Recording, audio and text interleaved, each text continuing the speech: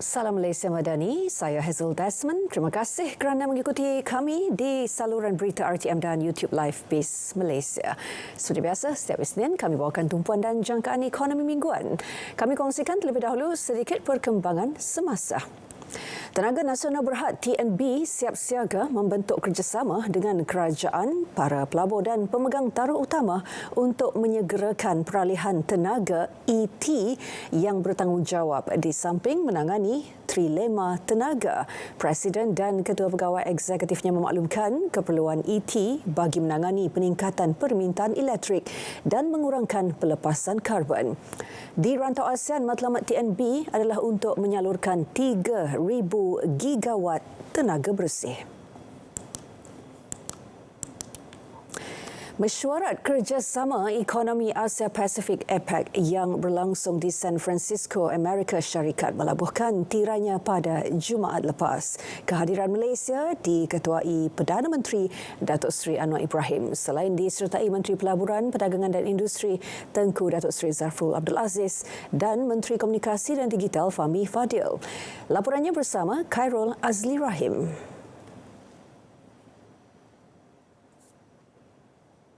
Pelaburan sebanyak 63.02 bilion ringgit bagi cadangan pelaburan di Amerika Syarikat, terutamanya daripada syarikat gergasi teknologi.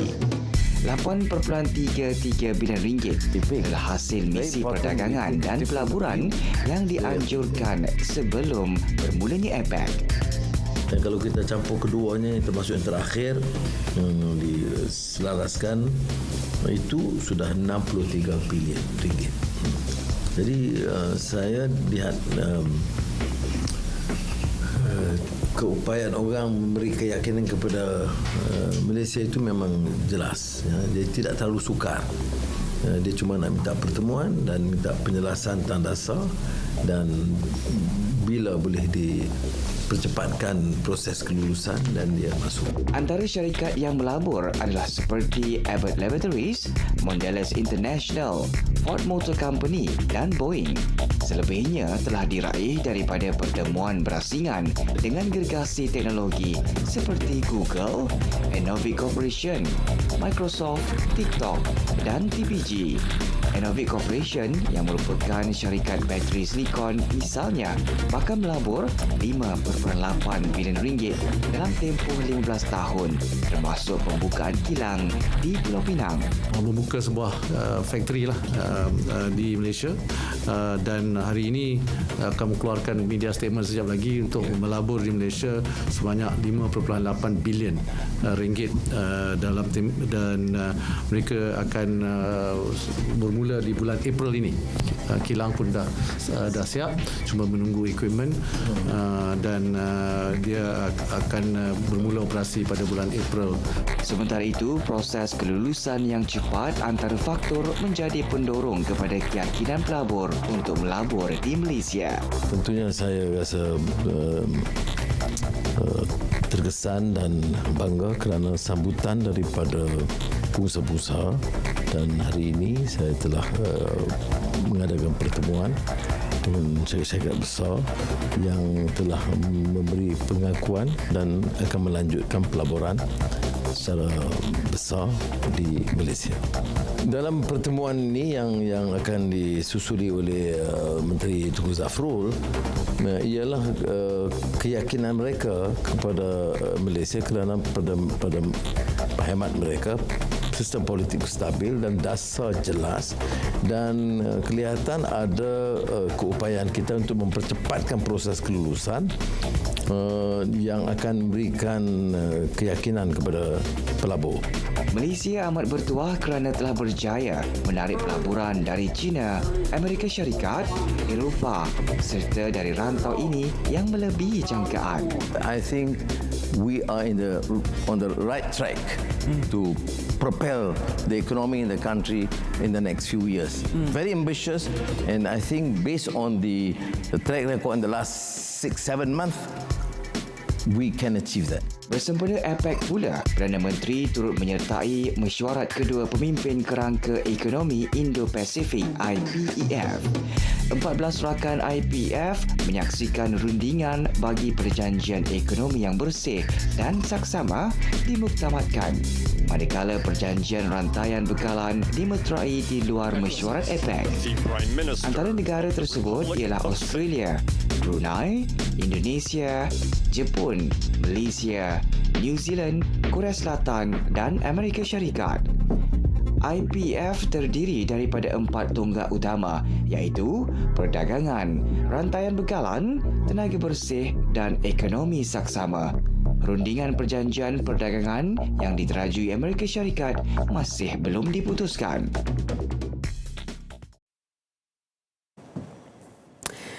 Baik, seterusnya kita tinjau prestasi pasaran bersama PNB Investment. Ikuti harga komoditi setakat tengah hari tadi.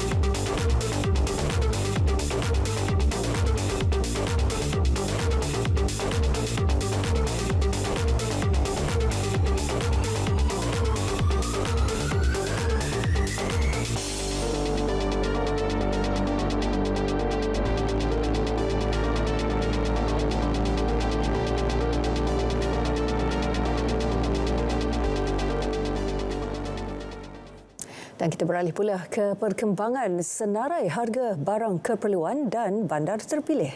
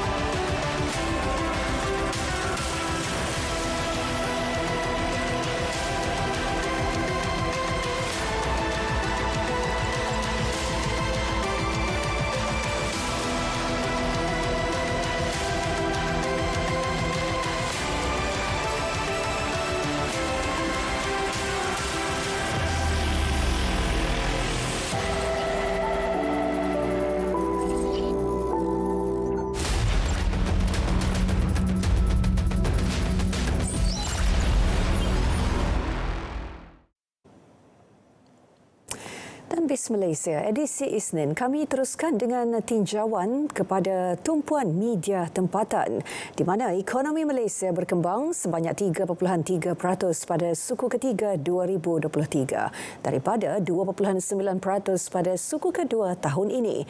Menurut Bank Negara Malaysia BNM, pertumbuhan disokong oleh permintaan dalam negeri yang berdaya tahan.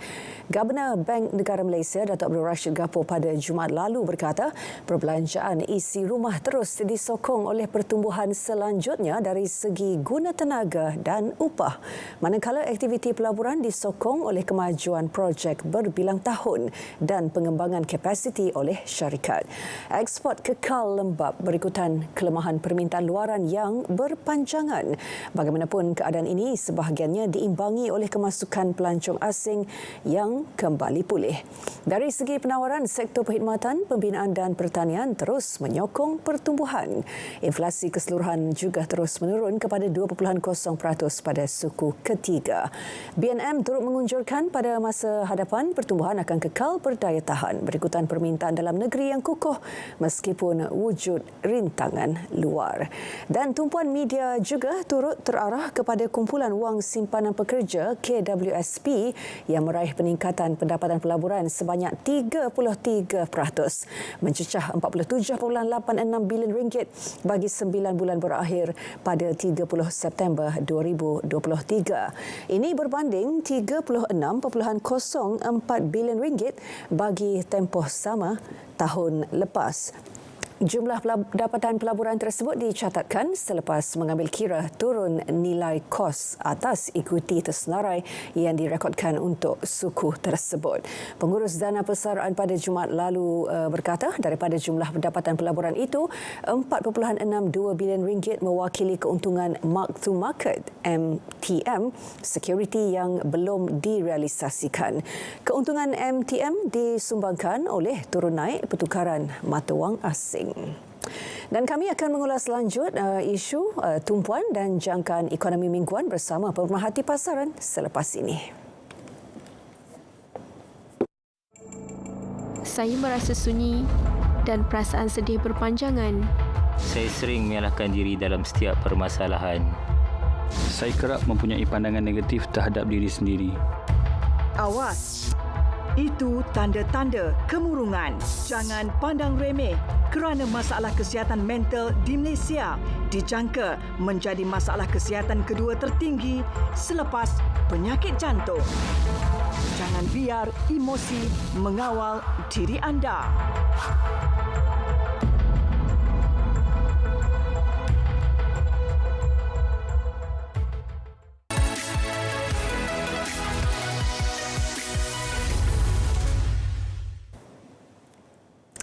Baik, untuk mengupas lanjut tumpuan dan jangkaan ekonomi mingguan bersama saya di talian Skype ketika ini, Farhana Aini Omar, Remiser dari Persatuan Remiser Bumiputra Malaysia. Farhana, jika sudah bersedia di talian? Ya, baik, sedia.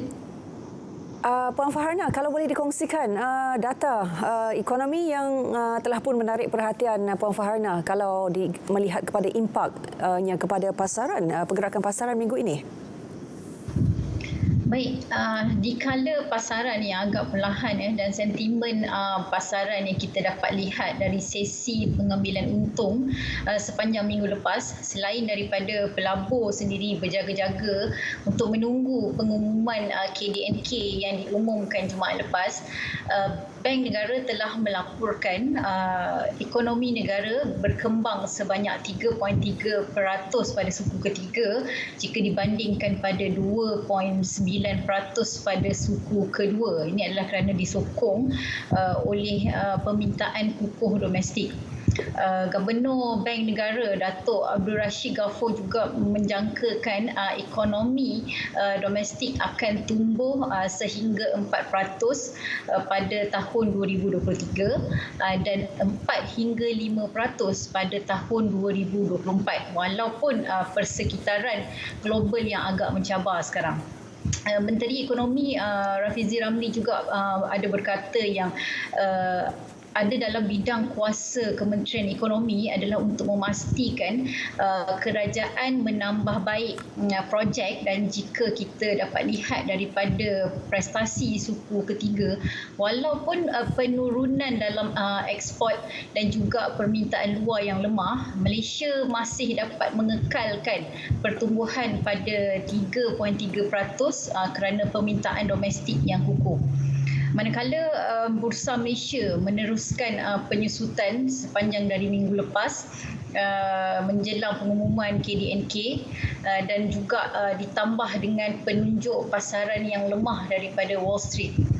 Ini kerana bursa masih dipengaruhi oleh prestasi Wall Street apabila pelabur menilai semula data ekonomi Amerika Syarikat yang tidak begitu memberangsangkan, antaranya peningkatan tuntutan pengangguran dan juga output perindustrian yang lebih rendah dari jangkaan.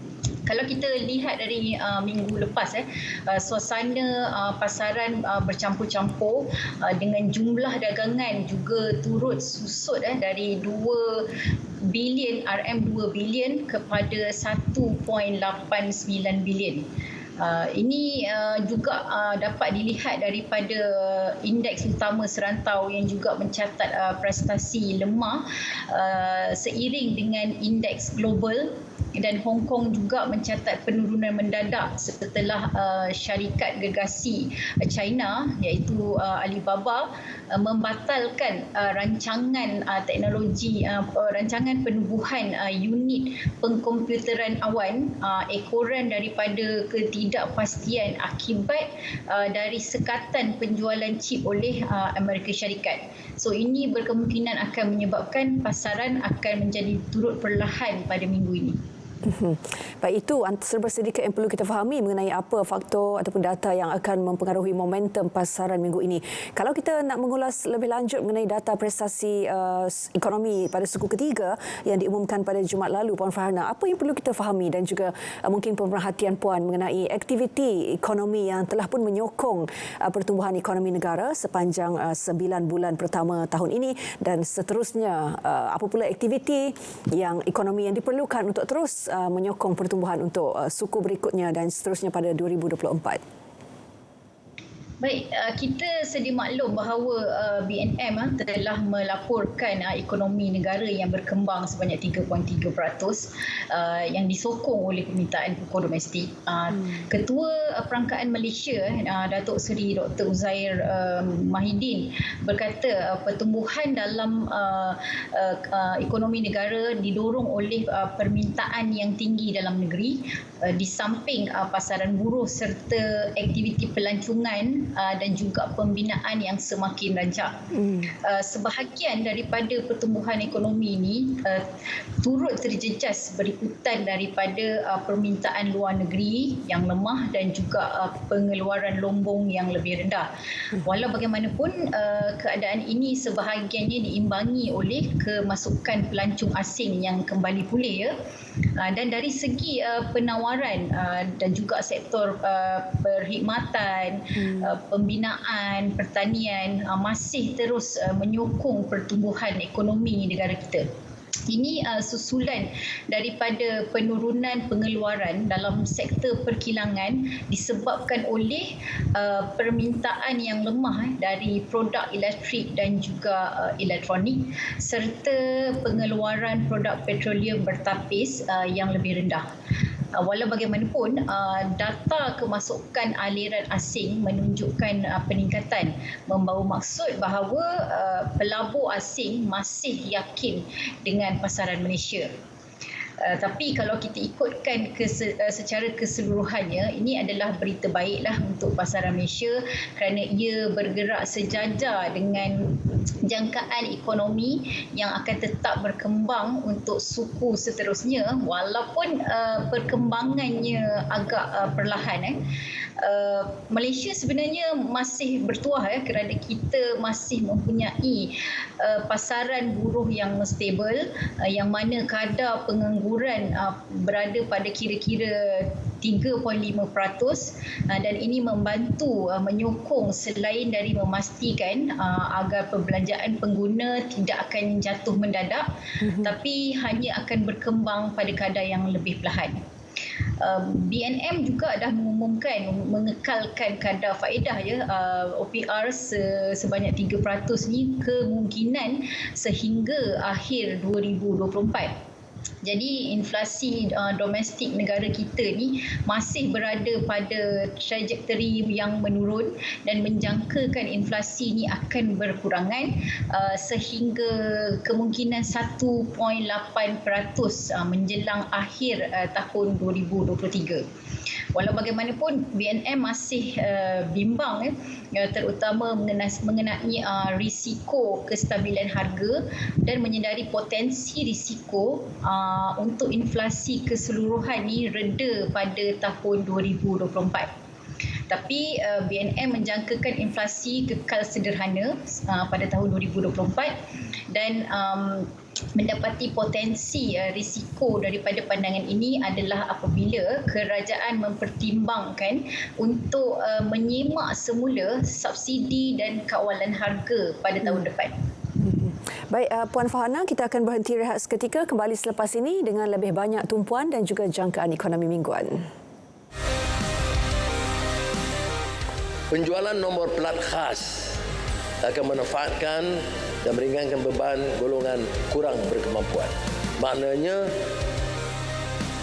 apa-apa kelebihan dan keuntungan dipulangkan untuk membantu secara langsung golongan untuk membayar ujian memandu bagi lesen motosikal kelas B2, e-hailing, taksi untuk manfaat 40,000 belia daripada keluarga kurang mampu. Termasuk 100,000 topi keleda, termasuk untuk kanak-kanak dibekalkan dan diagih secara percuma kepada keluarga kurang mampu. Fly Siswa iaitu bantuan subsidi pembelian tiket penerbangan bagi mengurangkan beban kewangan pelajar yang pulang ke kampung halaman itu disediakan akan memberi manfaat 60,000 kepada 60,000 pelajar daripada keluarga kurang mampu, terutama Sabah dan Sarawak.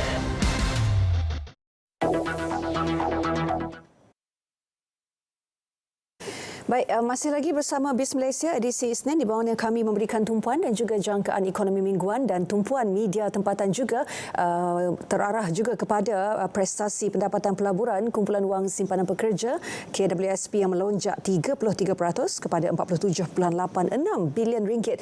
Puan Faharna iaitu Remiser dari Persatuan Remiser Bumi Putra Malaysia mewakili pemerhati pasaran. Mungkin ada pandangan ataupun pemerhatian Puan mengenai prestasi pendapatan pelaburan KWSP ini. Ini sebenarnya ibarat berita gembira lah ya untuk pelabur, memandangkan KWSP telah pun mengumumkan kenaikan sebanyak 33% pada dalam tempoh 9 bulan sebelumnya. Jumlah ni sebenarnya kalau kita nak ikutkan ialah ambil kira turun nilai kos dan juga equity yang direkodkan dalam tempoh yang berkenaan. Macam yang Hazel cakap tadi, daripada jumlah pelaburan tu 4.6 bilion mewakili keuntungan mark to market security yang belum pun direalisasikan. Jadi keuntungan MTM ni disumbangkan oleh turun naik pertukaran mata wang asing. Tapi pada hingga berakhir 30 September ni, jumlah pendapatan KWSP sebanyak 14.6 bilion, suku terakhir ketiga sahaja selepas mengambil kira turun nilai kos. Tapi suku ketiga ni juga menyaksikan peralihan yang ketara dalam prestasi equity global yang juga mencatatkan pulangan negatif berbanding dengan keuntungan hukum yang dicatatkan pada separuh tahun yang pertama. Ini adalah kerana berkemungkinan perang antara Gaza, Israel serta konflik Rusia dan Ukraine yang berterusan pastinya akan menyumbang kepada suasana ketidaktentuan dan juga turun naik pasaran. KWSP menjangkakan bahawa risiko geopolitik ini akan terus memburukkan lagi keadaan ekonomi yang sememangnya bergelora. Tapi perubahan dalam sentimen pasaran katanya dipengaruhi oleh pelbagai faktor, termasuk kebimbangan tentang kestabilan ekonomi China, kenaikan harga tenaga dan juga peningkatan hasil bon kerajaan. Pelaburan equity yang kekal menjadi penyumbang utama dalam merangkumi sekitar 63% daripada jumlah pendapatan pelaburan pada suku ketiga dengan 9 bilion dijana selepas kos turun nilai kos. Peningkatan pendapatan sebanyak 5 bilion juga yang dicatatkan pada suku dikaji disumbang oleh pendekatan proaktif pengurus dana itu sendiri untuk merealisasikan keuntungan modal pada awal suku tersebut. Ini menyaksikan beberapa indeks equity merekodkan prestasi terbaik mereka sepanjang tahun, terutamanya untuk pasaran maju. Manakala kos nilai bagi suku ketiga juga kalau nak dicatatkan adalah rendah kepada 0.1 juta jika dibandingkan dengan 36 juta yang dicatatkan pada suku pertama. Maka nilai turun kos ini atas equity yang tersenarai adalah polisi dalaman KWSP itu sendiri di atas pelaburan equity-nya yang tersenarai sebagai langkah yang berhemat untuk memastikan portfolio kekal sihat di Malaysia. Puan, bagaimana pula dengan jangkaan kepada sejauh mana prestasi pendapatan pelaburan KWSP ini boleh diterjemah kepada pulangan dividen yang lebih tinggi kepada pencarum? Baik, pelabur tentunya mengharapkan pulangan yang lebih tinggi tahun ini berbanding dengan tahun 2022. Kalau kita lihat balik data agihan dividen sebanyak 5.35% bagi simpanan konvensional dan juga 4.7% untuk simpanan syariah pada 2023. Kadar dividen ni sebenarnya kalau nak ikutkan lebih rendah dibandingkan dengan 2021. Di mana dividen bagi simpanan konvensional pada 2021 adalah sebanyak 6.1% dan 5.65% untuk simpanan syariah. Kali terakhir dividen diumumkan agak tinggi adalah pada tahun 2018 sebanyak 6.5% simpanan konvensional dan juga 5.9% untuk simpanan syariah. Tapi Profesor Ekonomi Malaysia University of Science and Technology ni berkata bahawa KWSP pada separuh tahun pertama 2023 adalah sangat kukuh berbanding pengurusan mantap, hasil pulangan permodalan pantas dan juga beberapa pelarasan teknikal yang berkesan.